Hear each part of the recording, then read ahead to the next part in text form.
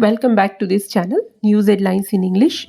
To speak in today's morning assembly means to speak on 3rd November.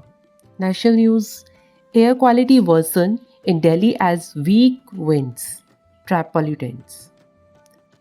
Divine experience: PM Modi offered prayers at Patna Sahib Gurdwara. We plan to launch 7 missions by March 2026, ISRO chief. India's exports to US dipped 37.5% during May to September, think tank. After Siddaramaiah, DK Shivkumar should become Chief Minister, Karnataka Minister. And now international news. Bankim Brahmabhat, CEO, faced $500 million fraud allegations. India's Indus Waters Treaty suspension put Pakistan at acute risk of scarcity, a report said.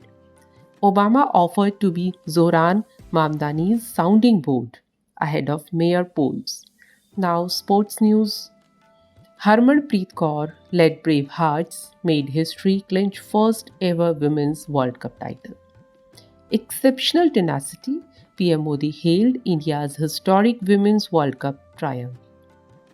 This is not the end. Harmanpreet's bold declaration after India's Women's World Cup triumph. Now, news related to business. Government seek views on allowing FDI in inventory-based e-commerce for export. Harsh Goenka praised Bengaluru children for innovative startup pitch. Stole my heart.